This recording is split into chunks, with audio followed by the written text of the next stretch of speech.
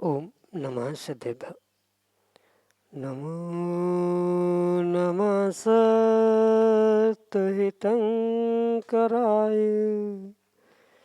वीराय भव्याम्बुजभास्कराय अनन्तलोकाय सुरार्चिताय देवादिदेवाय नमो जिनाय देवादिदेवाय नमो जिनाय। पंच परमिष्टि भगवान की परम पूज्य आचार्य भगवंत गुरुवर विशुद्ध सागर जी मुनि महाराज की परम पूज्य मुनि श्री सुप्रभ सागर जी महाराज की 3 करोड़ मुनि राज्यों की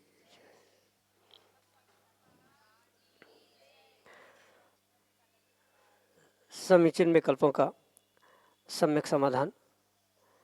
सम्यक ज्ञान की एक ऐसी अनूठी विधा जिसके माध्यम से हम सभी प्रतिदिन अपने ही मन के अनेकानेक समीचीन विकल्पों का सम्यक रूप से समाधान आगम के परिप्रेक्ष्य में प्राप्त करते हैं, और वही सम्यक समाधान हमारे अंतरंग को एक अनूठी सुख शांति की अनुभूति कराने वाला होता है, क्योंकि विकल्प हमारे मन का और उसका सम्यक रूप से समाधान निर्ग्रंथ गुरु से प्राप्त होता है।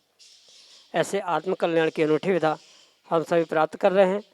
परम पूज्य आचार्य भगवंत गुरुवर विशुद्ध सागर जी महाराज के मंगल सुभाषिष से, उन्हीं के सुयोग से परम पूज्य मुनि श्री सुप्रभ सागर जी महाराज के मुखारबिंद से आप भी अपना समीचीन विकल्प भेजने का पुरुषार्थ करें और परम पूज्य मुनि श्री से उसका आगम के परिप्रेक्ष्य में सम्यक समाधान प्राप्त करते हुए अपने कल्याण का पद प्राप्त करें, क्योंकि संसारी जीवों के मन में विकल्प उठना स्वाभाविक है और उन विकल्पों का वह समाधान भी खोजता है, लेकिन जब तीव्र पुण्य का उदय होता है तो किसी निर्ग्रंथ गुरु से उसका सम्यक समाधान प्राप्त होता है।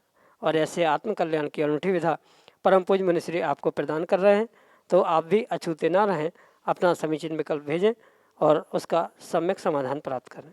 प्रारंभ करते हैं आज का सम्यक समाधान। और आज के पहले विकल्प के लिए श्री सिद्ध क्षेत्र कुंडलपुर मध्य प्रदेश से ब्रह्मचारी संतोष जैन महाराज श्री के चरणों में बारंबार नमोस्तु निवेदित करते हुए अपना समीचीन प्रश्न कर रहे हैं कि महाराज जी, नपुंसक वेद के कारण नपुंसक पर्याय को प्राप्त हुआ जीव दूसरे जीवों के यहाँ किस कारण से उत्पन्न होता है। हमारे समीचीन विकल्प का सम्यक समाधान करने की अनुकंपा करें। नमोस्तु महाराज जी, नमोस्तु। ओम नमः सिद्धम। परम पूज्य आचार्य भगवान गुरुवर विशुद्ध सागर जी महाराज जी की, परम पूज्य मुनि श्री सुप्रभ सागर जी महाराज जी की। ये परम सत्य है कि संसारी जीवों का जन्म मरण आदि जो भी कार्य होता है वह कहीं न कहीं कर्मों के निमित्त को ही प्राप्त करके होता। बिना कर्म के निमित्त प्राप्त किए कोई भी जीव सुख दुख या किसी संसारी अवस्था के विशेष परिस्थिति को प्राप्त नहीं होता।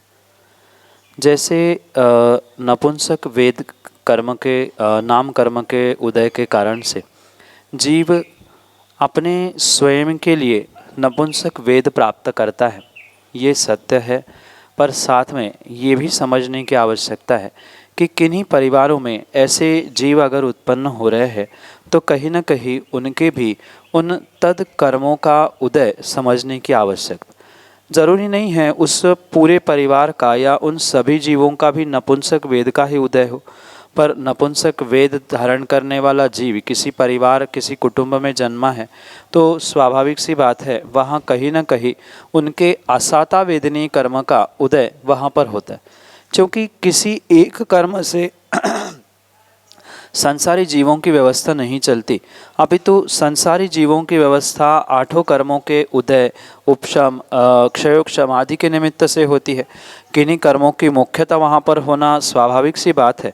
पर जैसे किसी परिवार में किसी कुटुंब में बीमार व्यक्तियों का जन्म होना या हर व्यक्ति कुछ दिन बाद बीमार होना, ये जो देखने में आता है, ये जैसे आसाता वेदनी के कारण होता है, बिल्कुल ऐसे ही नपुंसक वेद को धारण करने वाले जीव की अपेक्षा से जो परिवार में कुछ अशांति रूप या कुछ आपस में संघर्ष आदि रूप देखने में आता है, वह कहीं न कहीं उनके असाता वेदनी कर्म की मुख्यता से, साथ में अन्य कर्मों की भी वहाँ पर व्यवस्था रहेगी, अन्य कर्म भी सत्ता में रहेंगे, उनका भी उदय रहेगा, पर मुख्यतः वहाँ पर असाता वेदनी जैसे कर्मों की हुआ करती है। क्योंकि संसारी जीवों का जो भी संयोग हुआ करता है वह पूर्व जन्म के निमित्त नैमित्तिक संयोग के कारण से ही हुआ करता है। पूर्व जन्म में उन जीवों के साथ कुछ वैसा संयोग बना था जो कर्म के निमित्त से आज उदय में आते हुए वह आपके असाता वेदनी आदि आदि अशुभ कर्म प्रकृतियों को उदय लाने के लिए निमित्त बन रहा है। पर ये ध्यान रखें, ये मात्र निमित्त नैमित्तिक संबंध है। जीव अपने स्वयं के कर्मों से ही सुख दुख साता असाता या अच्छा बुरा सब कुछ प्राप्त करता है। घर परिवार में ऐसे जीवों का जन्म होना वह असाता वेदनी जैसे अन्य पाप कर्मों की मुख्यता से ही समझना होगा। यही आपके लिए सम्यक समाधान। डॉक्टर श्वेता जैन, आरा बिहार से, अगले समीचीन विकल्प के लिए। नमोस्तु महाराज जी, नमोस्तु नमोस्तु नमोस्तु महाराज जी। महाराज जी, मेरा प्रश्न ये है कि मंदिर में लोग सोने चांदी की द्रव्य सामग्री वगैरह चढ़ाते हैं, तो उसको चढ़ाने के पश्चात क्या कुछ मूल्य देकर पुनः मंदिर से उसे वापस प्राप्त किया जा सकता है कि नहीं? क्या उसमें वापस लेने में क्या निर्माल्य का दोष लगेगा कि नहीं लगेगा? नमोस्तु महाराज। माँ, यह अवश्य समझना कि सच्चे देवशास्त्र गुरु के निमित्त से जो द्रव्य समर्पित किया जाता है उनके लिए उद्देश्य करते हुए जो भी द्रव्य चढ़ाया जाता है वह पूर्ण रूप से श्रावकों के लिए निर्माल्य की ही श्रेणी में आता है। चाहे सोने चांदी की द्रव्य क्यों ना हो, वह भी पूर्ण रूप से चढ़ाने के उपरांत श्रावकों के लिए निर्माल्य ही है। कई स्थानों पर हमने देखा कि जैसे उन सामग्रियों का प्रयोग पूजा आदि में उन्होंने कर लिया।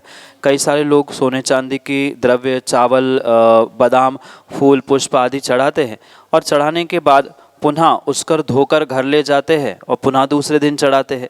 तो मुझे ये बात समझ में नहीं आती कि सोने चांदी की द्रव्य चढ़ाने का इतना राग क्यों। चढ़ाना ही है तो ऐसी द्रव्य चढ़ाए जो हमने चढ़ा दी, हमने समर्पित कर दी। अगर दिखावे के लिए चढ़ा रहे हैं और पुनः घर ले जा रहे हैं तो स्वाभाविक सी बात है वहाँ जो चढ़ा दिया वो निर्माल्य था और उसको घर में ले जाना ये किसी भी प्रकार से उचित नहीं है। रही बात मूल्य चुका कर या अन्य प्रकार से धन या पैसे देकर उसे खरीद भी रहा है तो भी वह निर्माल्य की ही श्रेणी में आएगा और मात्र चांदी सोने की ही द्रव्य नहीं। अभी तो ऐसी भी कई सारी दुकानें हैं जहां श्रावकों को पता है कि सस्ते भाव बादाम मिलते हैं, सस्ते भाव सामग्री मिलती है और उन्हीं दुकानों से जहां मंदिर के माली या बेचते होंगे वहां से खरीदा जा रहा है या उससे ही खरीदा पुनः जा रहा है। तो स्वाभाविक सी बात है जब हमें पता ही है कि वह द्रव्य चढ़ी हुई है और उसको हम ग्रहण कर रहे हैं इन के प्रकार से बिना पैसे दिए, पैसे देकर भी पूर्ण रूप से वह निर्माल्य का ही दोष लगने वाला है। और आचार्य भगवंतों ने स्पष्ट कहा है कि निर्माल्य का सेवन करने वाला जीव कम से कम 60,000 वर्ष तक विष्ठा में कीड़ा बनता है।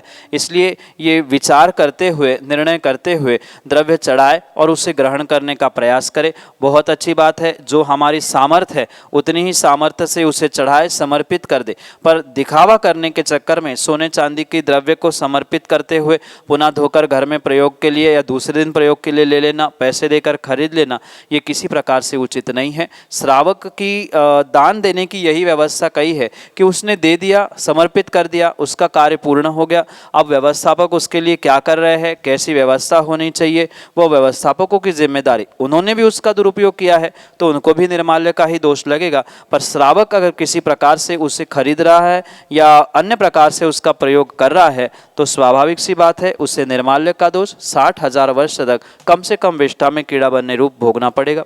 यही आपके लिए सम्यक समाधान। श्रीमती शील जैन आरा बिहार से अगले समीचीन विकल्प का।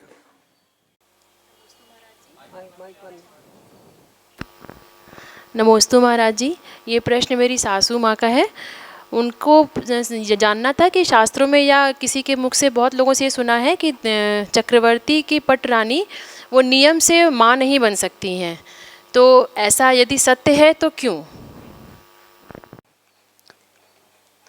इस संसार में जो भी कार्य जीवों को देखने के लिए मिल रहे हैं उन प्रत्येक कार्यों के पीछे कहीं ना कहीं कारण अवश्य ही।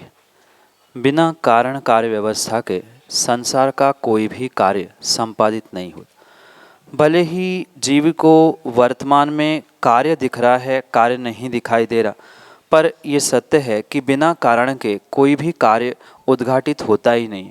अंतर इतना हो सकता है किसी के लिए कारण अल्प है, किसी के लिए कारण बहुत है, पर बिना कारण के, बिना बीज के जैसा वृक्ष नहीं होता, ऐसे ही बिना कारण के कोई कार्य की सिद्धि नहीं होती। इसी परिप्रेक्ष्य में जो चक्रवर्ती की पटरानी जो बांझ होती है कभी भी माँ नहीं बन सकती, संतान को जन्म नहीं दे सकती। ये पहली बात तो नियोग होता है, क्योंकि जैसे चक्रवर्ती के भी विषय में आता है कि जब तक चक्रवर्ती दीक्षा लेकर, मुनि दीक्षा लेकर समाधि सल्लेखना ग्रहण नहीं करते तब तक उनका नरक जाना नियत है। ये नियोग होता है। बिल्कुल ऐसा ही नियोग होता है कि चक्रवर्ती की जो पटरानी है, अन्य तो बहुत सारी रानियाँ होती है, उनके लिए संतान भी होती है, पर जो पटरानी होती है ये पुण्य के उदय से तो विशेष रत्न के रूप में, क्योंकि जो चक्रवर्ती के रत्न है उसमें से एक पटरानी स्त्री रत्न कहा जाता है, उस पद को तो उन्होंने प्राप्त कर लिया, पर ऐसा होने पर भी संतान को जन्म नहीं दे पाना ये बहुत बड़ी बात पहली नियोग रूप उसे सिद्ध होती है कि पटरानी जो भी बनेगी उसके लिए नियोग होता है कि उसका कर्म का उदय ऐसा ही होगा या उस जीव का ऐसा पिछला पुरुषार्थ होगा कि जिसके कारण से वो मां नहीं बन सकती। अगर हम पिछली पर्याय में झांक कर देखें, कारण कार्य व्यवस्था को समझे, नियोग के अलावा, नियोग तो आगम में लिखा है ये स्पष्ट हुआ, पर उसके अलावा अगर हम थोड़ा सा आगम प्रमाण और तर्कों से समझने का प्रयास करें तो स्वाभाविक सी बात ये समझ में आती है कि उस जीव ने, जो पटरानी बनी है, उस जीव ने पिछली पर्याय में कहीं ना कहीं बेटे को जन्म देने से पूर्व ही, जैसे आज बहुत सारी माताएं बेटियों को या बच्चों को जन्म देने से पहले ही एबॉर्शन करते हुए नष्ट करा देती है, या अन्य बहुत सारे प्रकारों से दूसरों के बच्चों को भी मारने का प्रयास करती है। जैसे बहुत सारी माताएं घर में पिंजड़ा रखाती है चूहे के लिए, तो चूहे को तो रास्ते पे छोड़ दिया, पर घर में उनके बच्चे तड़प तड़प के मर रहे हैं। आज भी जितनी भी माँ विवाह के उपरांत संतान को जन्म नहीं दे पा रही है, चाहे नपुंसकत्व के कारण से, बांझपने के कारण से, ये पक्का मानना कर्म सिद्धांत यही कहता है कि पिछली पर्याय में उनमें योग्यता होने के बावजूद भी उन्होंने गर्भपात जैसे घृणित पाप किए हैं, दूसरों के बच्चों को मारने का प्रयास किया है, क्योंकि स्वयं के लिए तो गर्भपात करने वाला या स्वयं के लिए तो एकाध ही कोई ने गर्भपात किया होगा। जैसे बहुत सारे डॉक्टर है, करवाने वाले हैं। ये कृतकारिता अनुमोदना ने जिन जिन जीवों ने ऐसे विपरीत कार्य किए हैं, नियम से उनके साथ ये विपरीतता अवश्य ही प्राप्त होगी। कुछ ना कुछ उनका नियोग ऐसा पिछली पर्याय में बना होगा, क्योंकि ऐसा कहीं भी आगम ग्रंथों में उल्लेख नहीं मिलता कि इस पटरानी ने पिछली पर्याय में ये किया था, उस पटरानी ने ऐसा किया था। पर कर्म सिद्धांत को अगर हम समझे तो कभी ना कभी योग्यता होने पर भी जो काम नहीं करता, जैसे श्रावकों के पास या किसी व्यक्ति के पास आज बहुत सारी योग्यता है दान देने की, अन्य किसी प्रकार से, पर अपने शक्ति को छुपाते हुए वह तपस्या नहीं कर रहा है, दान नहीं कर रहा है, तो अगली पर्याय में उसके लिए तपस्या करने के लिए शक्ति का अभाव हो जाना, दान देने के लिए धन का अभाव होना, ये जैसे देखने में आता है, ऐसे ही माँ बनने की शक्ति होने के उपरांत भी जो माँ बनते बनते गर्भपात करना, दूसरों के बेटों को माँ से अलग करना आदि आदि रूप जो पुरुषार्थ करते हैं उनके लिए न्योग रूप ऐसे फल प्राप्त होते हैं। यही आपके लिए सम्यक समाधान। आरा बिहार से श्रीमती मंजुला जैन अगले समीचीन में कल्प की। नमोस्तु भगवान, नमोस्तु भगवान। भगवान, भोजन शुद्धि और भोजन संयम में क्या अंतर है? भोजन शुद्धि वह कहलाती है जो शुद्धि का ध्यान रखते हुए भोजन ग्रहण किया जाता। मतलब जो अनेक प्रकार के अभक्ष कहे हैं आगम में, एक प्रकार का ही मात्र अभक्ष नहीं है, कंदमूल ही अभक्ष नहीं है, और भी जो अनेक प्रकार के अभक्षों की व्याख्या श्रावकों के अपेक्षा से और साधुओं के अपेक्षा से प्राप्त हुई है, उनसे बचते हुए भोजन ग्रहण करना उसे शुद्ध भोजन कहा जाता। जैसे आलू प्याज का त्याग करते हुए या सभी गड़ंतों का त्याग करते हुए भोजन करना, साथ में जो दूध की, आटे की, नमक मसाले आदि की जो मर्यादा है उन मर्यादाओं का ध्यान रखते हुए भोजन ग्रहण करना, ये भी भोजन शुद्धि कही जाती है। जितना जितना शुद्धि के परिप्रेक्ष्य में आगम में व्यवस्था कही है, चाहे दूध के विषय में हो, घी आदि के विषय में हो, अन्य सभी भोजन सामग्री के विषय में जो उसकी मर्यादा कही है, जो उसके लिए शुद्धि कही है, उस शुद्धि के प्रयोग के साथ साथ भोजन ग्रहण करना मात्र द्रव्य शुद्धि ही नहीं, काल शुद्धि भी। मतलब सूर्योदय के बाद और सूर्यास्त के पहले जो 48 मिनट का समय श्रावकों के लिए कहा है, सूर्योदय के बाद 48 मिनट भोजन ग्रहण करना, सूर्यास्त के पहले 48 मिनट भोजन ग्रहण करना, और किसी प्रकार से जो कृत्रिम प्रकाश है यानी बल्ब, लाइट, ट्यूब आदि के माध्यम से उनमें बनाया हो भोजन नहीं ग्रहण करना, ये पूर्ण रूप से शुद्धि कही जाती है। जैसे समय का ध्यान रखते हुए सुबह और शाम, सूर्योदय के बाद और सूर्यास्त के पहले जो चारों प्रकार का भोजन किया जाता है उसे काल शुद्धि कही जाती है। द्रव्य शुद्धि यानी जो मर्यादा द्रव्यों की, भोजन सामग्री की कही है उसका ध्यान रखना द्रव्य शुद्धि कहलाती है। क्षेत्र शुद्धि यानी जिस क्षेत्र में भोजन बनाया जा रहा है, जिस क्षेत्र में भोजन कराया जा रहा है, वह पूरा स्थान, क्षेत्र शुद्ध होना चाहिए और उसका शुद्धि का ध्यान रखते हुए ही जो भोजन बनाया जाता है वह क्षेत्र शुद्धि रूप है। जैसे वर्तमान में बहुत सारे स्थानों पर भोजन जहाँ बनाया जाता है वहाँ जाने की खुशबू आती है और जहाँ जाया जाता है वहाँ भोजन की खुशबू आती है, अटैच कमरे, अटैच लैट्रिन बाथरूम होने के कारण से। तो वहाँ भोजन शुद्धि क्षेत्र शुद्धि की अपेक्षा से नहीं होती। जहाँ बहुत आकुलित परिणाम हो रहे हैं, जिस क्षेत्र में बहुत सारे गंदे व्यापार हो रहे हैं, ऐसे स्थानों में भोजन बनना, या जैसे आजकल mix hotel veg non veg जहाँ एकत्रित मिलता है वही भोजन कर लेना, ये भी अशुद्धि का कारण कहा। तो इनका ध्यान रखना ये क्षेत्र शुद्धि कही जाती है। भाव शुद्धि, भोजन बनाते समय व्यक्ति के भाव अच्छे होने चाहिए। आज या किसी प्रकार से कषायों के निमित्त से भोजन गुस्से में बनाया जा रहा है तो वो एक ना किसी प्रकार से जहर का ही काम करता है, चाहे कोई कषाय हो। तो उस कषायों से रहित होते हुए अपने भावों को शुद्ध करते हुए भोजन बनाना, भोजन करना, क्योंकि करना भी शुद्धि से है और बनाना भी शुद्धि से। करते समय भी आकुलित परिणाम हो रहे हैं, अरे क्यों बनाया, कैसा बनाया है, क्या खाना है, क्या नहीं खाना, तो वो भोजन भी जहर बनेगा। खिलाया जा रहा है तो भी वह जहर बनेगा। इसलिए शांति से भावों की विशुद्धि के साथ, भाव शुद्धि के साथ भोजन करना, ये भोजन शुद्धि की अपेक्षा से 4 प्रकार की शुद्धि कही। और भोजन संयम, भले ही कुछ अंशों में दोनों में समानता है, पर भोजन को संयमित करना मतलब शुद्ध भोजन करते हुए भी पुनः उसमें संकल्प करना कि मैं आज 10 ही हारी का सेवन करूंगा, मैं आज इतने ही अनाज ग्रहण करूंगा, मैं इतने बजे से इतने बजे तक ही मुंह झूठा करूंगा। इस सभी प्रकार से जो भोजन करते समय पुनः सीमा में सीमा, शुद्धि में पुनः शुद्धि करते हुए जो मर्यादा बनाई जा रही है, जो संयमित किया जा रहा है अपने आप को, वहाँ भोजन संयम की विशेषता से व्याख्यान समझना होगा। क्योंकि शुद्धि के साथ ही संयम होना संभव है और संयम के साथ ही शुद्धि होना आवश्यक है। इसलिए दोनों की तालमेल से जोड़ी तो है, पर किंचित किंचित शब्दों की और व्यवस्था की अपेक्षा से जहाँ 4 शुद्धि होती है वह द्रव्य, क्षेत्र, काल और भाव की अपेक्षा से शुद्धि भोजन शुद्धि है। और उस शुद्धि के साथ साथ अपने आप को संयमित करते हुए मतलब सीमा में पुनः सीमा करते हुए कम से कम ग्रहण करना, कम से कम भोजन ग्रहण करना, ये भोजन संयम की अपेक्षा से इन दोनों में अंतर आपके लिए संयम सम्यक समाधान से। ईश्री झारखंड से ब्रह्मचारी शीतल भैया जी अगले समय चिन्ह विकल्प के लिए। जी महाराज की बोले, मुनि श्री सुप्रत सागर जी पुणत सागर जी महाराज की बोले, अंसामयी विश्व धर्म की। महाराज श्री मेरा प्रश्न है कि माता जी को बंदामी शब्द होता है, मुनिराज को भी बंदामी शब्द बोल सकती है क्या? और मेरा आचार्य पूछपाछ स्वामी ने 10 भक्तियों में निचकारम अंचेमी पूंजेमी बंदामी, जो बंदानी शब्द बोला है माता जी के बोला कि मुनिराज के लिए बोला है। मेरा शंका समाधान जी। नमोस्तु महाराज जी, नमोस्तु महाराज जी, नमोस्तु। अंचेमी पूजेमी वंदामी नमस्सामी दुक्खको कम्मंको बोहिलाहो आदि जो सूत्र प्रत्येक भक्ति के अंजलिका में प्राप्त होता है, वहाँ आचार्य भगवंतों के अभिप्राय को समझने की आवश्यकता।